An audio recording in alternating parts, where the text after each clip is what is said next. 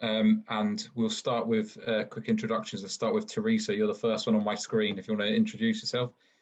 Hi, I'm Teresa. I come from a family of table tennis players. I've been playing since I was 8. I'm a former PE teacher of 30 years and have gradually got into coaching and now working at Brighton Table Tennis Club as a coach and thoroughly enjoying it. Brilliant, thank you. Emma, you're next on my screen. Okay, hi everyone. I'm Emma. Been playing since I was 9. Currently still actively playing when we're allowed to, and hopefully we'll get back very soon.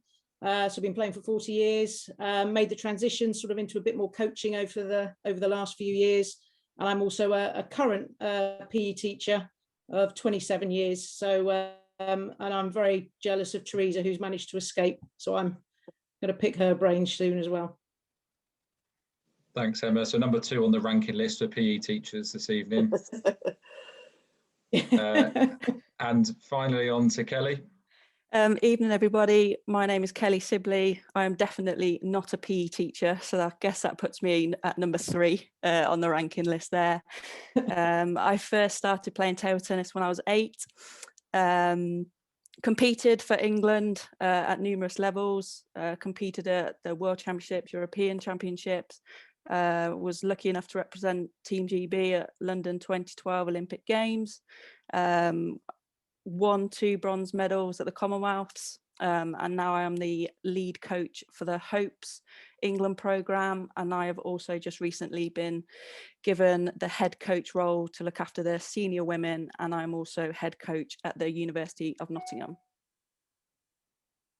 Brilliant, thank you very much. Thanks for your introductions, ladies, and we'll go on to the first topic that we decided to discuss. So the first topic we were going to look at was the scenario of having just one girl in a session, or 1 or 2 girls then being the minority in the session. And I suppose talking around that topic from 2 perspectives.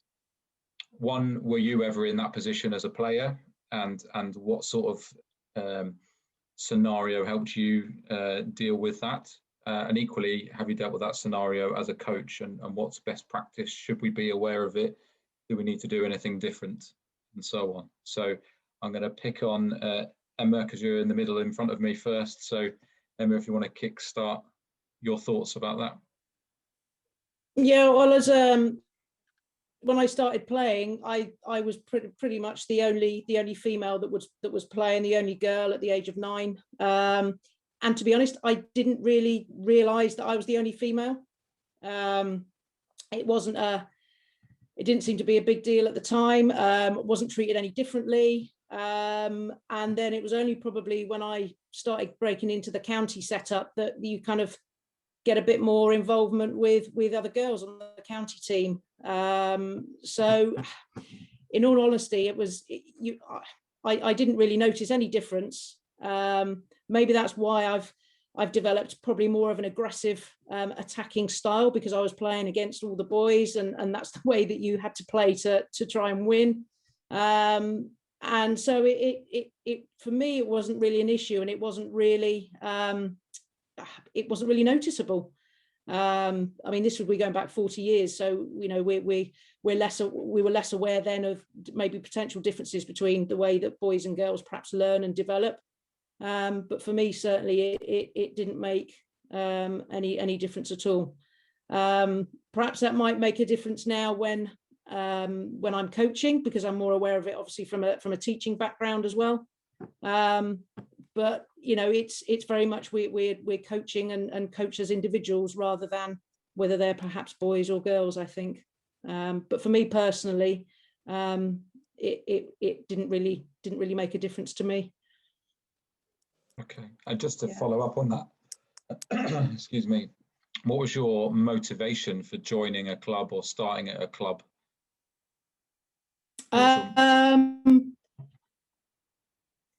It was parental involvement, and you know, your sort of parents take you along to the club setup, and it was just the sheer enjoyment, I think, from playing at a young age.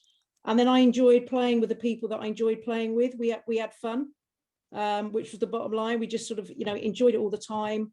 You know, you make some good friends, of which, you know, we were talking about this earlier, some of the friends you meet at the age of 9 or 10, we're now still playing against at the age of, you know, in our sort of 40s. So you develop those lifelong friendships as well, which I think that develops over a period of time. So that was probably the main motivation. And then I think because you enjoy it, you enjoy the setup, you enjoy, you know, the way that you play, success comes. So, you know, I look back and think, well, would I still be playing if I hadn't ever had the success? And I think I probably would, because it comes down to your friendships and the, you know, the people you play with as well. So I think that was my main motivation for carrying on.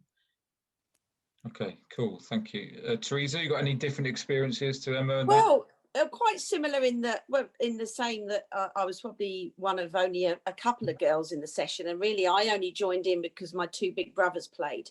So it was very much, if I can't beat them, I might as well join them. And to start with, I wasn't really that keen, to be honest. I was a bit of a chatterbox and enjoyed the fact that there were another couple of girls. One of the coaches, Roger Gillett, amazing guy in Bexhill, and Roger Standen, that started us off, and another girl that played, and I liked that fact. And so that probably, you know, maybe if there hadn't have been one or two other girls at the session, maybe I wouldn't have carried on.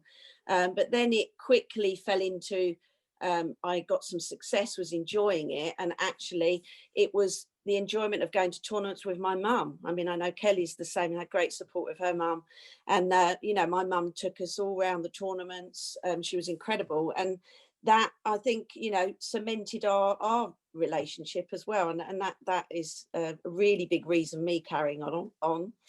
I think now as a coach, I'm, as Emma said, as a PE teacher, I'm quite aware of, there's all this big debate, is mixed PE better than single sex PE? Are we better coaching girls separate to boys? But to be honest, I think it's nice if there's different options there. Say at Brighton Table Tennis Club now, and we're lucky that we've got after school clubs each day of the week. And on a Wednesday, it is mostly all girls. Just this particular school, it's nearly all girls. And so they actually dominate that session, which is quite unusual. And we've got another couple of girls on other days, but it's nice we can give them the option if they'd rather come on the day where there is the larger group of girls. Maybe that is worthwhile.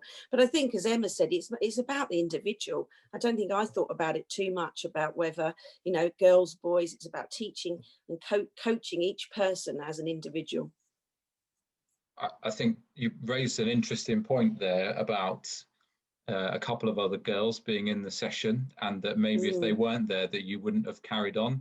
I mean, I know you kind of skirted over that quite quickly, but to me, that's quite significant, because from what you were saying, if they weren't there, that might have halted you turning up to future sessions. So do you think that's important? That might be a way forward, that so long as we have, you know, girls have some sort of companionship there with other girls, that might be potentially significant. Do you know, I really think it is, Craig. And I look back, and I'm still a sweetie holic. I'm terrible. But, you know, one of the things about going to Bexhill Youth Centre is there was a tuck shop, and it had lollipops and little sweeties. And one of the things my dad and Roger Gillett and Roger said, well, you know, if you work really hard for 45 minutes, then you can have something from the tuck shop and have a break with Jane and Carol, the other girl, and then can play again. And that was my motivation to start with. I was saying this to my brothers the other day. They said, yeah, that was it. You weren't really that keen to start with. And I think, you know, interesting, when you look at the research now, they say, you know, building socialization into your sessions, really important. And I think that is, I mean, even seeing my boys grow up, and then Joelle, that, you know, that sort of 10-minute break, that's when the kids do their chatting. I mean, now when they're getting really good and they're training hard, we want maybe the hall to be silent and them really concentrating. But there's that important that we build that ability for them to socialize in as well. I think I totally agree with that, Teresa. I remember, I don't know if anyone sort of on the chat here this evening has been to Barnet Table Tennis Centre. I spent hundreds of thousands of hours down there growing up through the county scene. But dare I say it, the best bits that I remember is when you had a break, going into the bar area, getting a Coke and a packet of crisps, and having a game of pool with everybody. You know, but it's that, as you said, it's that, I shouldn't say that, should I? But it was that socialization bit that was, Yeah, that was the fun bit. Professional. Yeah. I must say, we are paying the entire panel in sweets and crisps this evening. Emma, that's why we didn't get to #1 in England, you see, like Kelly. Yeah, exactly. Yeah, we were too busy playing pool and eating crisps. At least you had a lovely time. But you're right. And I think certainly where girls are concerned, and I don't know if this is a contentious issue, is that girls, I think, tend to be very, dare I say, a bit more sociable, and they have to do things as a group. So they like that kind of interaction with each other, perhaps more so than the boys do. Certainly in early stages of development, and when they're, certainly beginners, they have to come as a group, or in 2s or 3s. That's why sometimes boys will, maybe they've got a bit more. Yeah, we get that feedback often when I'm collecting case studies from clubs or leagues. It's when there's a big group of girls that's really like a class or a few year groups. It's really helped keep those girls involved. So I think that's a really good point. I think also that's why it's so important, Teresa, that obviously you mentioned about having women's only or girls only sessions. I think especially at the beginning where they're a little bit unsure or I guess a little bit scared to enter a normal session where maybe they may be a minority in that session. But I think it's a great idea to have girls only sessions, because it just builds the confidence, and again it can build friendship.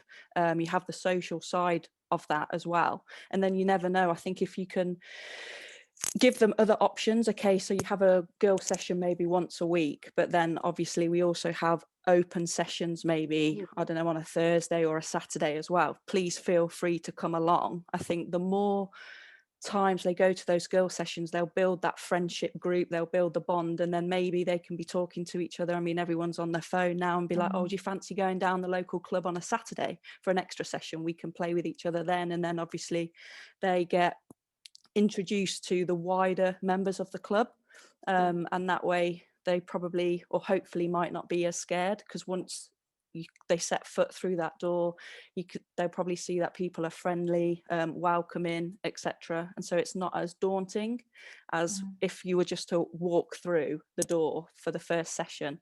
I know my local club, Lillington Free Church, they've got girl sessions now, and it's been very well received. And I know the girls have got confidence from that, and now they go to the normal club sessions as well. We were quite keen to do this at the University of Nottingham as well. The Vice President, Lois Peake, was also quite keen to put on a women's only trials for that same reason. Some of them might have been a little bit embarrassed or a little bit nervous about performing in some of the other the main group, let's say, especially because our standard as well at the University of Nottingham is quite high. So they were probably a little bit, I don't really want to put myself out there. So we try to accommodate really for those girls. And yeah, I think it went down well, and we're going to try and look to do more of those. Really good. A comment from Peter Jenkin and the chat was saying about a large club in St Albans, and what they did was they asked a female coach to train up and get their coaching badge, and that itself attracted more girls into the club. And especially, like you said, Kelly, we're kind of being at entry level in the sport, being coached by a female, it's really helped build confidence and build a friendship in their group, and before they started joining with the boys. So almost like what you said, Teresa, about having those other offers there as well, looks like it's really helped that relationship. Just to answer that, say for example a step before that, if you have only a couple of girls who come to your girls only sessions or at your sessions, is there anything you'd recommend of how to like build resilience in those girls to keep coming back and keep enjoying the sessions? I think one of the things that is important, and we talked about this before, that if you have got mainly boys and maybe one girl, you be careful that boys don't dominate, that girls get the chance to shine as well. So one thing I'm very careful is about picking with the children to do demonstrations. So make sure it's fair, not picking the same person. You might get that slightly extrovert, often a boy, that will push themselves forward, always hand up, I want to do it, I want to show, but trying to get, everybody involved. So it might be getting that girl to do that as well, but in a way that she feels safe and willing to do that. And also thinking about what motivates girls as well, or individuals. It's not just girls. So, you know, we know that often boys are very, very sort of want to do lots of match play, and girls are often quite happy to perfect things and really practice with little short targets and time challenges, etc. So I think it's making sure that, you know, they're doing things in the session that they really want to do and work on, feel comfortable. Yeah, I would just. I think one of the other things I do is. Go on, Emma, carry on. Sorry, no, one thing I was going to say is to try and get, if they are struggling a little bit with confidence, is to get success as early as you can, which builds confidence. And occasionally I found that if you can play them against one of the boys that you know is going to, you know, maybe be in terms of a similar standard, and that they can sort of compete or practice well with them, that can give them a bit of confidence to say, well, look, you're just the same as the boys. You're no different, because you can play against the boys or play with the boys, and it will give them some confidence. Sometimes have to be careful that doesn't go the other way, and that the boys are then put off because they maybe have been lost to a girl. There's always a certain struggle with that, but you know, certainly to give them some early success, I think is certainly beneficial and helps some of them. But that's the beauty of our sport, isn't it, table tennis, is that boys and girls can compete, and we're so lucky. There's no physical restraints, you know, like football, in terms of injuries, and that's why, you know, and we can play it until we're 100 years old as well. That, you know, that's what I think it's the best sport in the world. Yeah, and that's also where it comes down to as well, about treating it as an individual. Like we said previously, it doesn't matter if you're male or female. You will play against an opponent that's obviously at your standard. So it doesn't matter. And I just think that's really important, because I know from my past experience, I wouldn't have wanted to have been treated any differently just because I was a girl. Like, no way. I want to be treated exactly the same. I want to be doing the same things that the boys are doing. Yeah. And I think that's really, really important. It was as important to me as when I was growing up, and as important to me now as now I'm taking on the new coaching role. So yeah, I think you just have to treat them as their own individual. And that's where it's important, isn't it, as a coach, to know your players, Yeah. you know, to know their personalities, to know what makes them tick, and then you match them accordingly. And I think it comes down to that knowledge of the people that you're working with. I think to just add to the conversation, we spoke a little bit earlier about this, Teresa. When I was a regional coach, which was 7 or 8 years ago now, working with probably a squad of about 12 players, I don't think it was anything I ever even thought about of how to coach girls or boys. And that was perhaps because the mixture of girls and boys that we had were very competitive.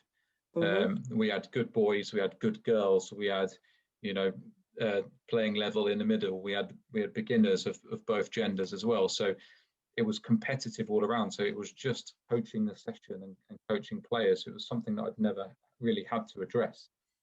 However, I can see on the flip side of that, if someone ran predominantly a boys session and a girl, you know, started to attend, and maybe that girl stopped attending and it was found out, and it's a hypothetical situation, but maybe they found out that they'd stopped because of that reason, you know, what tools can a coach have to address that so it doesn't happen again, or to try and give the girl confidence to come back into that scenario? Yeah, I think that's where I think, you know, as coaches and across the whole, you know, your local area is getting to know if there are other appropriate sessions that they could go to. Because I think that, you know, like you say, it is terribly sad if you hear that, like a girl's not gone because it's an all boys session, but it's then trying to find somewhere where it would be good, you know, for them to go. I know, you know, there are, somebody just put on the chat examples of good practice, you know, for example, at Draycott, where they've got lots of girls all training together.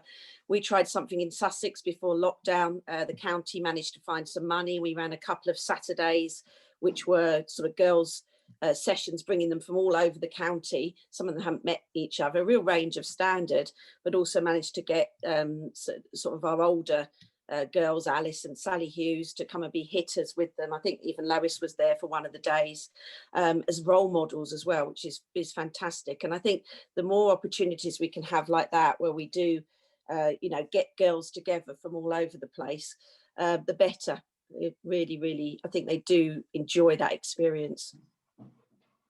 Louise, do you think that goes across different age groups as well? So we've had a question come in around kind of a group who have lots of women who take up table tennis later in life. And do you think having girls and women across different age groups is a good way to encourage people to come and build confidence? Or do you think separating them out into kind of more, I guess, suitable age groups is better?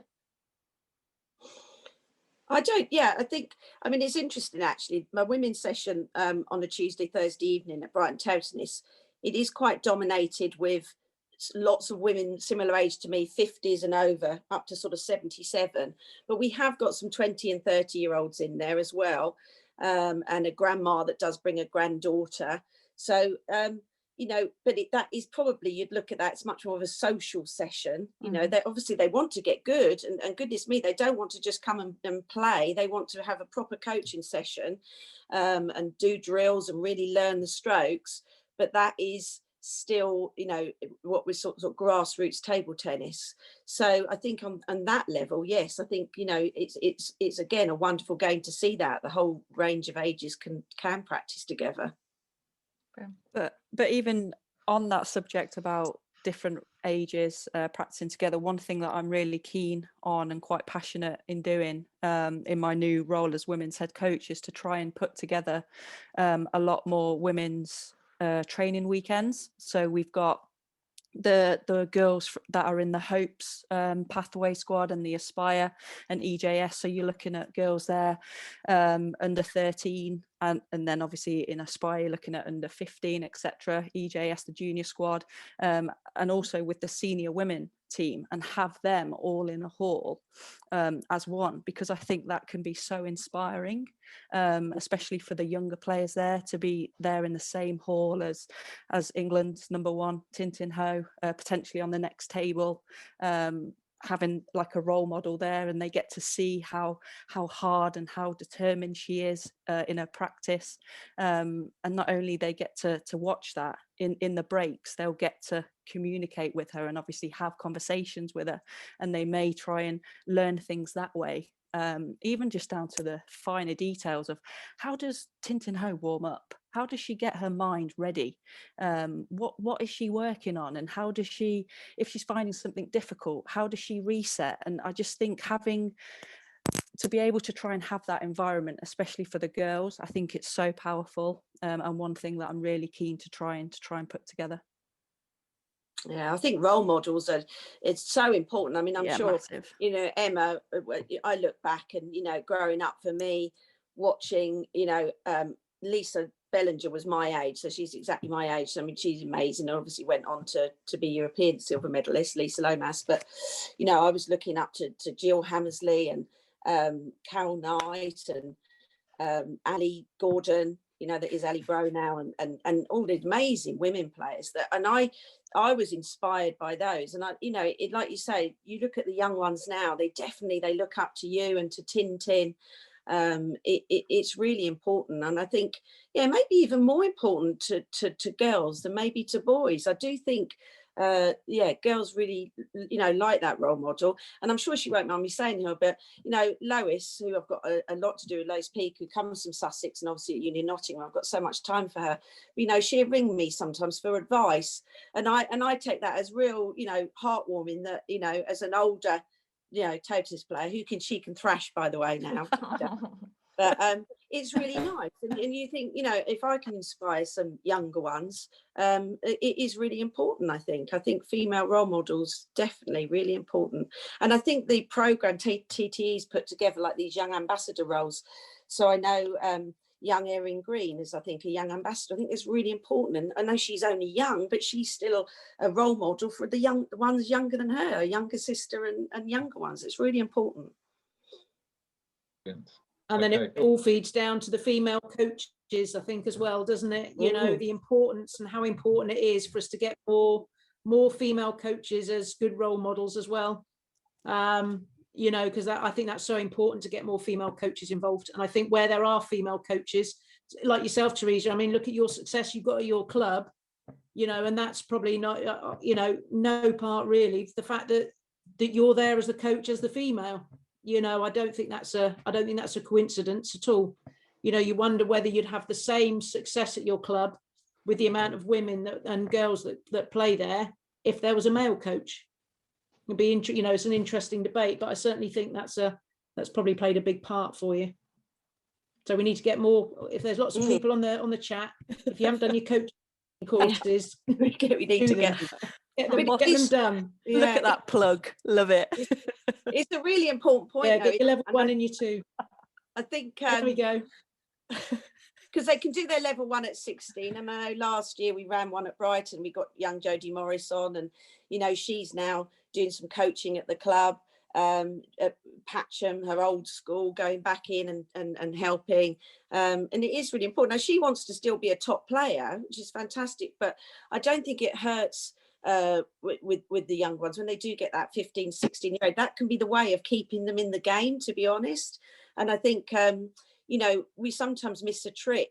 I don't know coaches out here, obviously Emma and I know about it, but many youngsters, boys and girls, do what's called their D of E award, and they're always looking for, they've got to do a volunteering part and they've got to do a skills part, and I'm forever signing books of, you know, can we come and volunteer at Brighton Table Tennis Club, or can we do some coaching? It's a great way to get them on that pathway, you know, of their beginning to do their coaching badge. I think that's a good point. I think we're all probably fairly guilty of heading in the performance direction of always trying to improve our players and move them on and into the England training squads and so on, whereas there are other exit routes that we need to consider. Some just come for fun, some have an opportunity to go into officiating, some coaches and so on, and I think we have to be aware of all of those exit routes. I think we've kind of reached the halfway point here. Okay, thank you for that, guys. Hopefully the breakout rooms were useful and there was some good discussion going on and some sharing between people. I think it's probably something we'll do in future webinars as well. It's quite a useful function to have rather than us just constantly talking at you. It's a bit of a chance for you to share some of your ideas too. We'll move on to the second topic, and I'll start with you, Kelly, if that's okay. Just, I suppose, just understanding your journey from player to coach, what it was like, how it occurred, when did you get your qualification, how did that come about? I suppose all those sorts of things. Yeah. So I guess coaching wise, I'm probably still in the early years. Obviously retired from playing professionally in 2018. I got my coaches badges in 2014 and then 15. Yeah, just obviously from playing for a very, very long time, representing England. Course, absolutely love TT, and I just wanted to kind of give something back to the sport, and I think that over the years I've got a lot of experience. Obviously I've experienced playing at a high level on the major stages, and yeah, just kind of wanted to give that back really where I could. I guess my first major role was being appointed assistant coach at the time at the University of Nottingham. Was working alongside Nicola Deaton, who was head coach. I had that role while I was still playing. So it was kind of a little bit difficult to start with, just trying to kind of get the balance between the two, I guess. But in the end, I found it quite easy because the players that are at the University of Nottingham were very, very lucky. So I guess I could kind of do my practice sessions alongside my coaching sessions. So I guess the transition for me there was, I was quite lucky in that aspect. And then I took on the head coach role just before 2018. So I was still head coach. I was head coach at the University of Nottingham while I was still competing. And actually, in a strange way, I think coaching helped me as a player, because I started to understand things a little bit differently. So before, I would probably get a little bit stressed, to say the least. I'm sure my coach would definitely agree with that. And I would find it quite difficult at times to reset. So I'd say if I would miss, or I'd just go, oh, come on, I need it. And I would just be so tight. But I think because I was, I guess, in a coaching role, I learned about trying to process that in a different way. And I think that 100% helped me towards the end of my career. And I definitely, hand on heart, believe that that's kind of what helped me perform as well as I did, especially in my last Commonwealth Games. 100%, just because I was more aware on what I needed to do. Like I said there, with the resetting, I guess the psychology as a side of things as well. Yeah, and then I retired in 2018 and took on the role full time at the University of Nottingham. A year after that, I started to work alongside Table Tennis England on the Hopes and Aspire programs, which was 913 back then, helping the future of Table Tennis England, which is really exciting. And now, like I said at the start of the call, I'm very lucky and quite privileged and proud to be captaining that women's senior team, obviously with the longer term goal coaching them at the Commonwealth Games. And like I said, I just hope that my experiences that I've had as a player, I can give that to the senior women, but also to the younger players especially, because yeah, I've been there and I've done it. I've had to make the hard decision of living away from home, traveling abroad on my own, booking my own flights, entering competitions on my own, and just really understanding about what it takes, if obviously somebody really wants to play at a high level. I believe that I do have the experience and the knowledge to help them with that. Thanks, guys. It's a really interesting insight. Obviously, looking at the higher end of going from professional table tennis into coaching, and great to see that transition and how it happened. And like you said, that you're fortunate to do it. Maybe it wasn't a plan of yours to become a coach, but the opportunities arose. Yeah, and I love it. Honestly, I do love it. And like I said, I'm really passionate about it, and I want to be able to give back to the sport, because I think that's really important. I mean, it's gave me some fantastic opportunities. Like I said, I've traveled the world, I've played at competitions, met some great people along the way. I mean, I went to China for the first time when I was 12. I mean, it's just an amazing experience, and the things that I've done, which I would never have even thought or dreamt about doing if it wasn't for the sport. So I just think it's really important that you give back to something. And like I said, now with this women's role, I'm hoping that I can do that on the women's side. And like I said, I'm quite passionate to try and put those women's weekends in, because I just want to try and bring the women's game all together, really, and be as one. Cool, thank you. We'll be watching you, Kel. See how you do. Bringing them to the top of the world, I'm sure. Pressure. So I'm gonna come on to Emma here, because Emma, I know you said you're still teaching and you obviously do coach. But so what was your transition into coaching, and is there more of a transition to come, or are you planning to just carry on coaching as you are? What are your plans? How did you get there, and what are your plans? Well, obviously I've been teaching for 27 years, and obviously loving the sport as I do.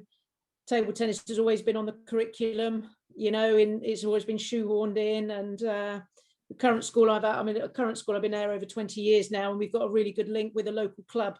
So that has been a real bonus. So I've sort of set up a really good club. I get between sort of 20 and 30 kids each week. And then we've been able to sort of feed the club and then feed into the league in Bristol. And that's been a really good success. So So I think on the back of that, I've then sort of thought, well, I'll better do some coaching badges, because I've just enjoyed the coaching more, and I better sort of make it official, to get my sort of coaching qualifications. And the coaching I've actually enjoyed a lot more, dare I say it, than teaching table tennis, because when you get the coaching, the kids there are there because they want to be, whereas in a lesson, you know, you've got 30 kids, don't always want to be there, and it's a slightly different environment. So the coaching side has been really enjoyable, because you've got the kids there that really want to learn and progress, and then they can see the transition then of where they can go, you know, into the clubs and to the local league as well. So that's been a real benefit. And then I'm currently doing my level 3 coaching course at the moment. So we've been obviously affected by COVID. So I think we'll be known as the COVID coaches, because it's taken a little bit longer than we thought. But, you know, this is the situation we're faced with. And I just think for me, particularly, dare I say, as a female, to have a level 3 qualification, I think is really important. I think it just gives, certainly me, and gives us a bit more kudos. You know, I don't obviously have the playing pedigree that Kelly's got. So I think sometimes the fact that you've got this, you know, the extra qualification, I think gives us a bit more kudos, and it sort of elevates females as you know, being very effective coaches, and to get as high as we can up the coaching ladder. So did you fall into coaching, Emma, because you wanted the school to benefit from table tennis? Yeah, you wanted to help, or was so. that a plan? Yeah, well, I kind of fell into it a little bit. I mean, it was my partner that wanted to do his level 1, because he was getting wanted to do a bit more coaching. So he did his level 1, so I went along and did it with him.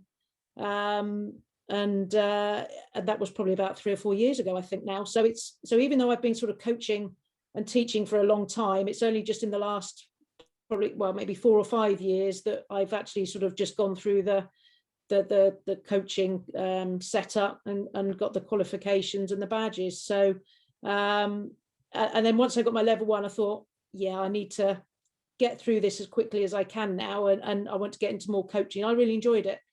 And then you get a bit more involved in some one-to-ones and some small group setups and things like that, and trying to develop, you know, you suddenly realize how much more you're able to do and how much more there is to do, other than obviously just coaching within schools. And I think, dare I say it, that's the bit I probably enjoy more.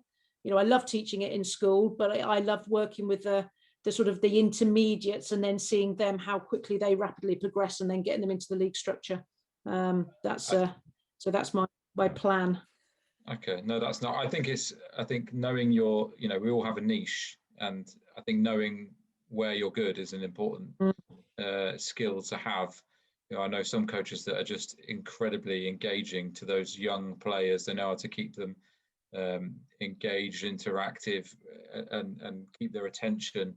And then they're not so attracted to the elite side, or you know, they're a little bit apprehensive about teaching, you know, more skilled players. So I think knowing where your skills lie is an important thing to have. Teresa, yours is an interesting path, because like you said, you career teacher and now full-time table tennis coach. How did that happen? How did that come about? What's the story? Well, I've always coached, literally from, I think I did my first coaching badge at 18 before I went off to uni to do my teacher training. I think Nikki Jarvis was my assessor. And then all really through my teaching career, a bit like Emma, I stayed at one school for 25 years and set up really good club in Hastings at St Leonard's Academy, and always involved with schools table tennis, and ran all the Sussex schools events. And lucky enough to do the non-playing captain of the England schools for the last 30 years, which, you know, I've loved, and you know, having girls teams and see them grow up and see which ones have carried on playing, and, you know, has been really good.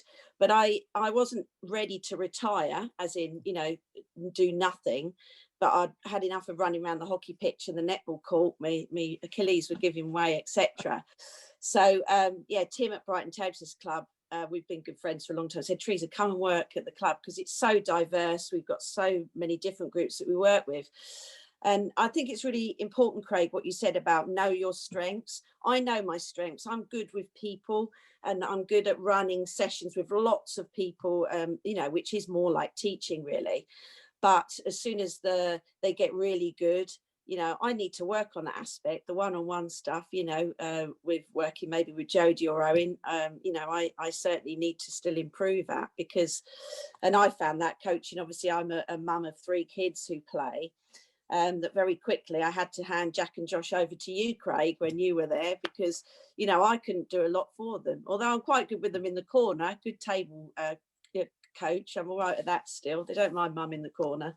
But I think that's really important. Know your strengths, you know, and work with those, and then work on your weaknesses as well. But yeah, so that's my story. So I wasn't ready to completely not work, but yeah, I'm very lucky that Brighton Table Tennis Club had something to offer me. I think it's an interesting point where we've ended up in the conversation, because the last 5 minutes we've not actually talked about women and girls. It's been about coaching people and coaching at where we're comfortable to help people improve. And I think that was the message right at the start, wasn't it? It's, you know, fundamentally there's not a real big difference. Okay, there are maybe some scenarios that we need to be aware of, but it's coaching the individual and helping people improve their game, as well as life skills as well. It's not, you know, it's not just about producing top players. We're teaching them much more than that. So that's interesting how we've come kind of full circle back into that. I'm aware of time. We're up to about the hour mark. I'm conscious that there are quite a few questions in, so I'm going to bring myself back into spot, and also Jenny. Jenny, I don't know if there are any poignant questions that you want to ask that have come through. Any questions that we don't answer right now, I'll save the chat, and I'll get back to you as soon as possible with any questions that haven't been answered right now. There are a few questions that we've answered kind of during the chat. Our kind of the conversation happening there, and it's been really good to get people's ideas around. We're just talking about, for example, we lose women. I think it's the event side of it or the competition side of it. Talking about, I guess, like a female-only competition that's maybe local, regional level, that's quite appealing for 20, 30-year-olds, and that keeps them in the sport. So that was one comment which I thought was a very good one. And there was a question here of how did Kelly balance her playing career and schoolwork. His opinion was feeling that they lose girls from the sport as school exam pressure increases, and so then the table tennis drops off. Yeah, I mean, a perfect example in regards to that, I'm not going to use myself, I'm going to use a current player, is England's senior women number 1, Tintin Ho. She's currently studying at the University of Nottingham, not doing an easy course. She's studying medicine, so as you can imagine, that it needs a lot of time. So I think her first year, her schedule was pretty much 9 to 5, 9 till 6 lectures, and at the moment it's still pretty busy. She does get the odd day where she can train twice a day, but to put it into perspective, she is, like I said, she has a full day, 9 to 5, 9 to 6, but she gets up and we will have a session 6:30 till 8:30 in the morning, and then she will go and do her full day at lectures, and then she will come back and she'll either train in the evening or do some serves in the evening, or even do a gym session as well. So she's a one of a kind, that's for sure, but it just goes to show how determined she is, that she wants to compete at a very high level. So I think it can be done, but what is very clear, and I think Craig mentioned this about life skills, she's very, very organized. Her time management is ridiculous, it's insane, but it has to be because she's so busy. But I think because she's been on her performance journey, along the way she's had to develop and learn those key life skills, and she's doing a great job. She's got the Olympic qualification coming up, and obviously she's got her eyes set on the Commonwealth Games in 2022, but she is managing to balance the two at the moment. And yeah, it's a credit to her. She's working very hard on the table and also academically as well. So yeah, it can be done. I think obviously being at the University of Nottingham helps her as well, because we have a great table tennis setup there. I'm plugging that really, aren't I, doing a quick free advertising for the uni, but it definitely does help her. Obviously I'm based there, we've got some quality players there that help her, so she gets what she needs. But yeah, it's all about trying to balance the two together. Cool. Yeah, brilliant. Thank you, Kelly. That's really interesting, and obviously credit to her as well. Yeah, doing an amazing job of balancing it. A couple more comments and one more question, because I'm obviously worried of time, but I feel like it's worth saying. There's been a lot of kind of talk as well, as we talked in the chat before, around kind of female role models, promoting girls and women within, and I think that's key to the kind of future of sport, to get more people in. One comment which I know we talked about earlier, and I've got an example of this as well. Someone just mentioned around how outdoor tables in schools, saying how that boys seem to hog them, and how do they encourage the girls to get on them. I know from the work point of view in schools I've worked with from Table Tennis England, we've supported schools to get girls only tables to encourage them, but I wonder if there are any lasting comments from any of you on the panel about how we can encourage those girls to get on the tables where there's lots of boys involved.